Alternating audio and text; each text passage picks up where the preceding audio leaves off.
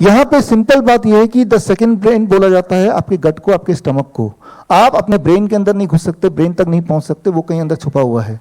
लेकिन स्टमक तक आप मुंह के माध्यम से, फूड के माध्यम से स्टमक तक जब मर्जी पहुंच सकते हैं, हर पल पहुंचते रहते हैं। जब भी कुछ खाते हैं आप स्टमक तक पहुंच ही जाते हैं, राइट।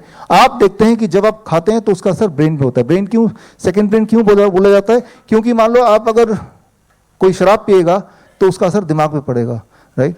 उसको नशा होने लगे। नशा कहाँ पे हो रहा है? दिमाग में हो रहा है। कॉफी पी रहे हैं तो यू बिकम अलर्ट, तो पेट में जा रहा है, असर दिमाग में हो रहा है।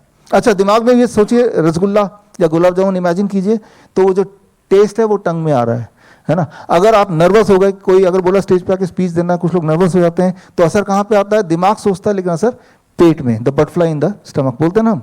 तो आप देखते हैं कि आप पेट में जो डालते हैं उसका असर दिमाग में होता है, आप दिमाग में जो करते हैं उसका असर पेट में होता है। तो ये दोनों आपस में कनेक्टेड हैं, यानी कि इसीलिए स्टमक को, गट को द सेकेंड ब्रेन बोला जाता है। आपको जब भूख की सेंसेशन लगती है वो भी ट्रिगर ब्रेन से होता है। जब आपको लगता है कि आप और नहीं खाना, वो भी ट्रिगर ब्रेन से होता है। हम ब्रेन तक नहीं पहुंच सकते क्योंकि ब्रेन बहुत ही अंदर छुपा हुआ है। हम स्टमक में पहुंच सकते हैं थ्रू द फूड, और स्टमक में पहुंच के हम अपने ब्रेन में जो भी बदलाव करना चाहते हैं, जो भी हार्मोनल चेंजेस हम चाहते हैं, वो हो सकता है। That is what is called DIP diet. DIP diet से हमने यही अचीव करने की कोशिश किया। हमने अपने सेकंड ब्रेन को यूज किया।